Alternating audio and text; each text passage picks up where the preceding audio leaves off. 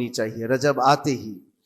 میرے عزیزوں، یہ عبادتوں کا موسم شروع ہو چکا ہے، اور سب جانتے ہیں رجب کے بعد پھر ہمارے ہاں مسلسل ایسی شب بیداریاں اور عبادت کے موسم نظر آنے لگتے ہیں۔ پھر شعبان بھی، اس میں رجب میں بڑی رات آتی ہے، شب معراج، اور اس کے بعد شعبان میں شب برات، پھر اسی طرح رمضان کا موسم بن جاتا ہے۔ تو اب یہ موسم بنانے کا وقت آ چکا ہے، تو سب سے پہلی چیز یہ ہے کہ میرے عزیزوں، فصل کے بونے کے لیے کن چیزوں کی ضرورت ہوتی ہے، اس چیز کا خیال رکھیے۔ بیج اگر کھوٹا ڈالے ہو اور ویسی ہی فصل آنے کا انتظار کرو گے تو پھر نہیں ہوگا۔ بیج کو کھرا اور خالص ہونا چاہیے۔ جو نیکیاں کرنا چاہ رہے ہیں اس کو صاف ستھرے اچھے ماحول میں کیے جانے چاہیے۔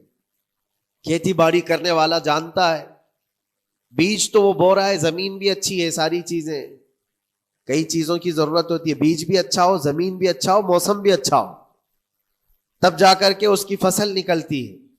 بیج اچھا تھا، زمین اچھی نہیں تو بھی فصل نہیں آتی۔ بیج بھی اچھا ہے، زمین بھی اچھا ہے، موسم صحیح نہیں ہے تب بھی فصل نہیں آتی۔ ابھی آپ کے پاس تین چیزوں کا ہونا ضروری ہے، بیج اور زمین اور موسم۔ بیج جو ہے یہ نیکیاں ہیں، اور زمین تمہارا دل ہے، اس کا اتنا ہی پاک ہونا ضروری ہے۔ اور موسم یہ رجب کا ہے، اس میں تو کوئی شک نہیں ہے کہ عبادتوں کا موسم ہے، فصل کی اچھے لانے کا موسم ہے۔ لیکن سب سے پہلی چیز اب ہمیں ضرورت ہوتی ہے کہ ہم کیا بیج بو رہے ہیں۔ شیخ سعدی رحمت اللہ تعالی علیہ فرمایا کرتے کہ زمین میں ادرک بو کر کے گنا آنے کی امید تو نہیں کر سکتے، جو بویا ہے وہی اسی کی فصل آئے گی۔ لوگ عمل خیر کرے تو اس کا نتیجہ بھی خیر آئے گا، اور برائیاں کریں اور پھر رمضان میں یہ انتظار کریں کہ میں نے جو بویا ہے اس کی فصل آئے، تو ایسا نہیں ہوتا۔